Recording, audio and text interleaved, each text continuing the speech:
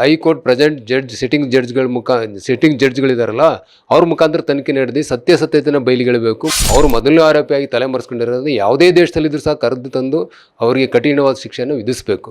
ಮುಖ್ಯಮಂತ್ರಿ ಕುಮಾರಸ್ವಾಮಿ ಅವರು ಅವ್ರ ಕಾರ್ಯಕರ್ತರು ಅವ್ರನ್ನ ಜಿಲ್ಲಾಧಿಕಾರಿಯರನ್ನ ವಿರೋಧ ಮಾಡೋದನ್ನ ಫಸ್ಟ್ ಬಿಡಬೇಕು. ಪಾಪದ ಕೊಡ ತುಂಬಿದೆ ಅಂತ ಹೇಳ್ತಾರೆ. ಹೌದು, ಯಾರು ಪಾಪದ ಕೊಡ ಅಂತ ಹೇಳಿದಾರ?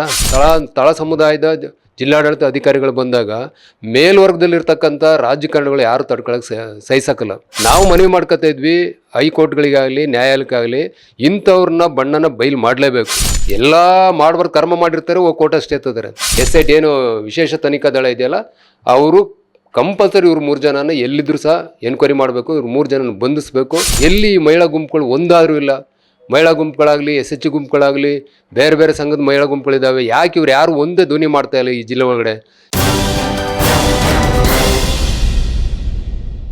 ಹಾಸನ ಜಿಲ್ಲೆಯಲ್ಲಿ ಏನು ಸಂಸದರಾದ ಪ್ರಜ್ವಲ್ ರೇವಣ್ಣರ ವಿರುದ್ಧೇನು ಲೈಂಗಿಕ ದೌರ್ಜನ್ಯ ಪ್ರಕರಣ ಇದೆ. ಆ ಪ್ರಕರಣ ಎಲ್ಲೋ ರಾಜ್ಯ ಸರ್ಕಾರ ಕೇಂದ್ರ ಸರ್ಕಾರ ಎಲ್ಲ ಒಂದು ಕಡೆ ದಾರಿ ತಪ್ಪಿಸ್ತಿದ್ದಾವೆ. SIT ತನಿಖೆ ಅಂತ ಒಂದು ಕಡೆ ಹೇಳ್ತಿದ್ದಾರೆ. ಇವರು ಆಪೋಸಿಷನ್ ಪಾರ್ಟಿಯವ್ರು ಏನಂತಾರೆ CBI ತನಿಖೆ. ನಮಗೆ CBIನೂ ಬೇಡ, SITನೂ ಬೇಡಿ. ಅಟ್ಲೀಸ್ಟು ಈ ರಾಜ್ಯ ಸರ್ಕಾರ ಕ್ಯಾಬಿನೆಟ್ ಮೀಟಿಂಗ್ನ ತುರ್ತು ಸಭೆ ಕರೆದಿ ಕನಿಷ್ಠ ಪಕ್ಷ ಹೈಕೋರ್ಟ್ ಪ್ರೆಸೆಂಟ್ ಸಿಟ್ಟಿಂಗ್ ಜಡ್ಜ್ಗಳಿದಾರಲ್ಲ ಅವ್ರ ಮುಖಾಂತರ ತನಿಖೆ ನಡೆದಿ ಸತ್ಯಾಸತ್ಯತೆನ ಬಯಲಿಗೆಳಬೇಕು. ಮತ್ತು ಯಾರು ತಪ್ಪಿಸಿದ್ದಾರೆ, ಪ್ರಜ್ವಲ್ ರೇವಣ್ಣ ಏನು ವಿಡಿಯೋ ಮಾಡ್ಕೊಂಡಿದ್ದಾರೆ, ಅವರು ಮೊದಲನೇ ಆರೋಪಿಯಾಗಿ ತಲೆಮರೆಸ್ಕೊಂಡಿರೋದು ಯಾವುದೇ ದೇಶದಲ್ಲಿದ್ದರೂ ಸಹ ಕರೆದು ತಂದು ಅವರಿಗೆ ಕಠಿಣವಾದ ಶಿಕ್ಷೆಯನ್ನು ವಿಧಿಸಬೇಕು. ಎರಡನೇದು, ವಕೀಲರಾದ ದೇವರಾಜೇಗೌಡರೇ ಆಗಲಿ, ಅವರ ಮಾಜಿ ಕಾರ್ ಡ್ರೈವರ್ ಕಾರ್ತಿಕ್ ಗೌಡರೇ ಆಗಲಿ, ಇವರು ಇಬ್ಬರನ್ನೂ ಏನು SIT ತನಿಖೆ ನಡೀತಿದೆ ಇಮಿಡಿಯೇಟ್ಲಿ ಅವ್ರು ಇಬ್ಬರನ್ನು ಬಂಧಿಸಿ ಅವರಿಬ್ಬರನ್ನ ಸತ್ಯಾಸತ್ಯತೆನ ಹೊರಗಡೆ ತಂದರೆ ಮಾತ್ರ ಎಲ್ಲವೂ ಪ್ರಕರಣಗಳದ ತಿರುಳೆಲ್ಲ ಈಚೆ ಬರುತ್ತೆ ಅಂತ ನಾವಾದ್ರೂ ಈ ಸರ್ಕಾರಕ್ಕೆ ಒತ್ತಾಯ ಮಾಡ್ತೀವಿ.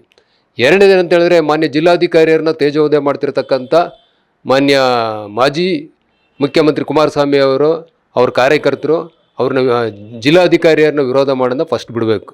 ಯಾಕೆಂದರೆ ಒಬ್ಬರು ಹೆಣ್ಮಗಳಾಗಿ ಜಿಲ್ಲಾಧಿಕಾರಿಯಾಗಿ ನೋಡಬೇಕು, ಒಬ್ಬರು ಹೆಣ್ಮಗಳಾಗಿಯೂ ನೋಡಬೇಕಾಗುತ್ತೆ. ಯಾಕೆಂದರೆ ಇದು 1, 2, 3 ಕೇಸಲ್ಲ, ಇದು ಸಾವಿರಾರು ಹೆಣ್ಮಕ್ಳನ್ನ ಬೆತ್ತಲೆ ಮಾಡಿರ್ತಕ್ಕಂಥ, ಸಾವಿರಾರು ಹೆಣ್ಮಕ್ಳ ಭವಿಷ್ಯನ ಹಾಳು ಮಾಡಿರ್ತಕ್ಕಂಥ, ಸಾವಿರಾರು ಹೆಣ್ಮಕ್ಳ ಕುಟುಂಬ ಇವತ್ತು ಬೀದಿ ಪಾಲಾಗಂಥ ಸ್ಥಿತಿ ಮಾಡಿರ್ತಕ್ಕಂಥ ಪ್ರಕರಣವನ್ನು ಯಾರ್ಯಾರು ನಾವು ಹೋರಾಟ ಮಾಡೋಕೆ ಹೋಗಿ ಒಂದು ಮೆಮೊರಂಡಮ್ ಕೊಡ್ತೀವಿ. ಒಂದು ಕೊಲೆ ಕೇಸ್ ಆಗಿರ್ಬೋದು, ಬೇರೆ ಅತ್ಯಾಚಾರ ಕೇಸ್ ಆಗಿರ್ಬೋದು ಕೊಟ್ಟಾಗ ಇದ್ರ ಬಗ್ಗೆ ಏನು ಹೇಳ್ತಾರೆ ಮೇಡಮ್ ಅಂದರೆ ಹೇಳ್ತಾರೆ.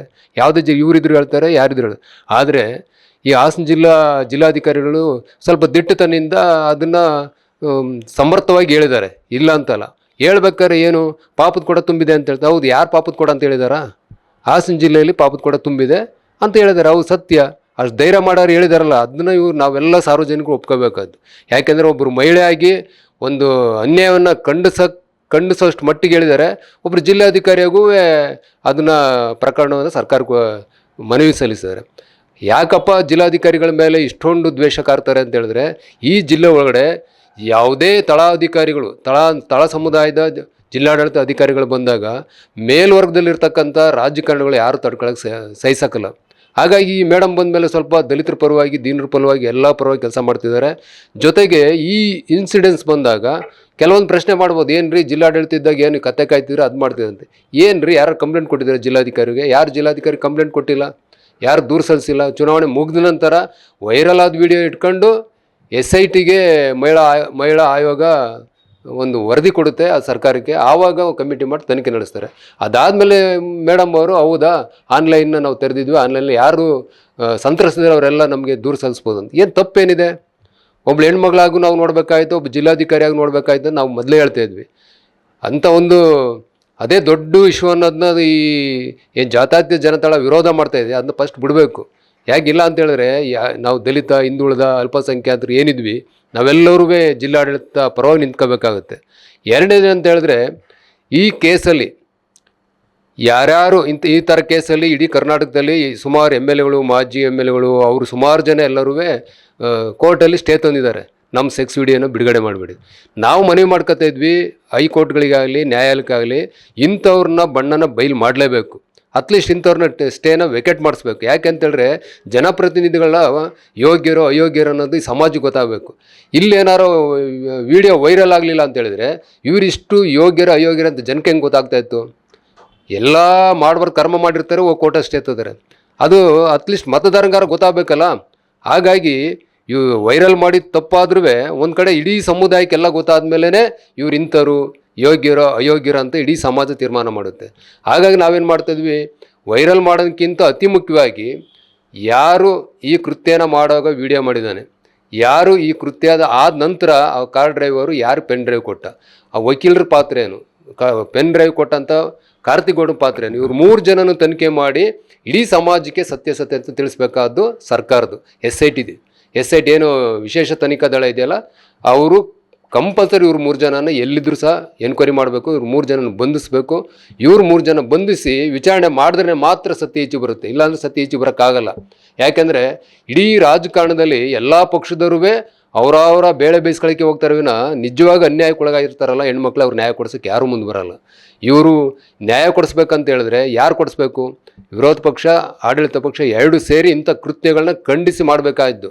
ಆದರೆ ಮಾನ್ಯ ಕುಮಾರಸ್ವಾಮಿ ಅವರು, ಮಾಜಿ ಮುಖ್ಯಮಂತ್ರಿ ಕುಮಾರಸ್ವಾಮಿ ಅವರು ಎಲ್ಲೋ ಅವರೇ ಒಂದು ಕಡೆ ಸೇರ್ಕೊಂಡು ಸರ್ಕಾರನ ದಿಕ್ತಪ್ಪಿಸ್ತಿದ್ದಾರೆ.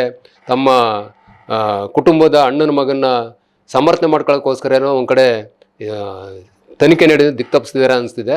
ಆಗ ಇಂಥ ಒಂದು ಹೂವಾದಂಥದ್ದು ಆಧಾರರಹಿತವಾದಂಥ ಆರೋಪಗಳನ್ನ ಜಿಲ್ಲಾಧಿಕಾರಿಗಳು ಮಾಡೋದು ಬಿಡಬೇಕು, ಸಾರ್ವಜನಿಕವಾಗಿ ಮಾಡೋದು ಬಿಡಬೇಕು, ವಿರೋಧ ಪಕ್ಷಗಳು ಆಡಳಿತ ಪಕ್ಷದ ಮೇಲೆ ಮಾಡೋದನ್ನು ಬಿಡಬೇಕಾಗುತ್ತೆ. ಆಗ ನನ್ನ ಒಂದು ಹೋರಾಟದ ಒಂದು ಒತ್ತಾಯ ಏನಂತ ಹೇಳಿದ್ರೆ ಸರ್ಕಾರಕ್ಕೆ ಮತ್ತು ಇವ್ರಿಗೆಲ್ಲರಿಗೂ, ನೀವು ಯಾರನ್ನೂ ಪರಿಗಣಿಸ್ತಲೇ ಹಾಲಿ ಹೈಕೋರ್ಟ್ನ ನ್ಯಾಯಾಧೀಶರ ವತಿಯಿಂದ ಈ ಪ್ರಕರಣವನ್ನು ಅವರು ಕೊಟ್ಟು ಅವರಿಂದ ತನಿಖೆ ನಡೆಸಿ ಯಾರ್ಯಾರು ತಪ್ಪು ಮಾಡಿದಾರೋ ಅವರು ಅಷ್ಟು ಜನಕ್ಕೂ ಶಿಕ್ಷೆನ ವಿಧಿಸ್ಬೇಕಂತ ಹೇಳ್ಬಿಟ್ಟು ನಾವು ಈ ಸರ್ಕಾರನ ಸಂಪೂರ್ಣವಾಗಿ ಒತ್ತಾಯಿಸ್ತಾ ಇದ್ವಿ. ಇಲ್ಲ ಅಂತ ಹೇಳಿದ್ರೆ ಮುಂದಿನ ದಿನಗಳಲ್ಲಿ ನಾವೆಲ್ಲ ರೀತಿಯ ಎಲ್ಲ ದಲಿತ ಪರ ಸಂಘಟನೆಗಳು ಎಲ್ಲವೂ ನಿಂತ್ಕೊಂಡು ಹೋರಾಟ ಮಾಡೋಂಥ ಅನಿವಾರ್ಯತೆ ಎದುರಾಗ್ತದೆ. ಅದರಲ್ಲಿ ಎರಡನೇದಾಗಿ ಏನಂತ ಹೇಳಿದ್ರೆ, ಎಲ್ಲಿ ಮಹಿಳಾ ಗುಂಪುಗಳು ಒಂದಾದರೂ ಇಲ್ಲ. ಮಹಿಳಾ ಗುಂಪುಗಳಾಗಲಿ, SH ಗುಂಪುಗಳಾಗಲಿ, ಬೇರೆ ಬೇರೆ ಸಂಘದ ಮಹಿಳಾ ಗುಂಪುಗಳಿದ್ದಾವೆ. ಯಾಕೆ ಇವ್ರು ಯಾರು ಒಂದೇ ಧ್ವನಿ ಮಾಡ್ತಾ ಇಲ್ಲ ಈ ಜಿಲ್ಲೆ ಒಳಗಡೆ?